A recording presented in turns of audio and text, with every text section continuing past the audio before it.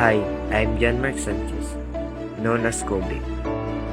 I am a grade 12 student from Tantangan National High School. This is my presentation featuring 3 nobles and why do I consider them noble person. Noble person: William Shakespeare, Mr. Beast, and Manny Pacquiao. First is William Shakespeare. William Shakespeare, often regarded as the Bard of Avon, was a noble for everyone through his timeless contribution to the literature and art. His works transcend the boundary of time, place, and social status, making him a literary figure accessible to all. Shakespeare's language and storytelling prowess are celebrated for their richness and depth. He crafted his work with precision and elegance, creating a literary legacy that can be appreciated by both scholars and casual readers alike. His ability to capture the complexities of love, ambition, jealousy, and more in language that remains lyrical and accessible is a testament to his nobility as a writer for the masses. Second is Mr. Beast. Mr. Beast, known as Jimmy Donaldson in real life, my noble figure for various reasons. He has gained recognition for his philanthropic efforts.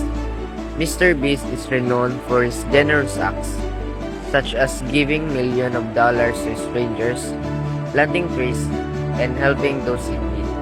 His commitment to making a positive impact on the world has inspired countless individuals to engage in acts of kindness and charity. Mr. Beast's dedication to innovation and entrepreneurship serves as an inspiration to me. He has built a successful career through YouTube and various business ventures, demonstrating that with determination and creativity, no one can achieve their goals.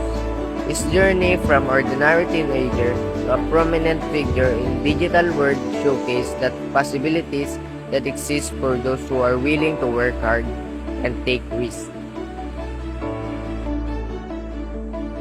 Mr. Beast's transparency and authenticity in his content has fostered a sense of connection with his audience. He shares his successes and failures openly, which resonate with people facing similar challenges. This vulnerability encourages others to embrace their imperfection and pursue their dreams, making him a noble role model for many in digital age. And the third is Manny Pacquiao. Manny Pacquiao, born in the Philippines on December 17, 1978, is widely regarded as one of the greatest professional boxers in history. His list of achievements is nothing short of impressive. He has won world titles in 8 different weight divisions, an accomplishment unparalleled in the sport of boxing. Pacquiao's remarkable career includes victories over many legendary opponents.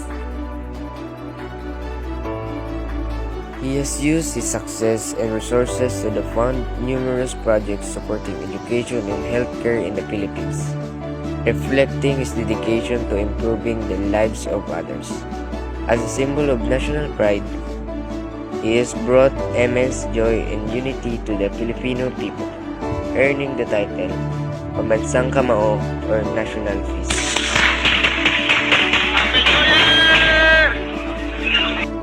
Manny Pacquiao's nobility in the lives of many is rooted in his inspirational journey, which has taken him from a childhood of extreme poverty to global boxing stardom.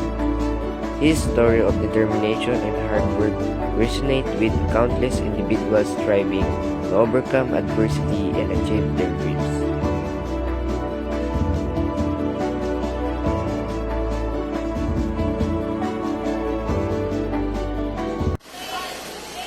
Nan! Tama na ako! Nan! Hindi ah!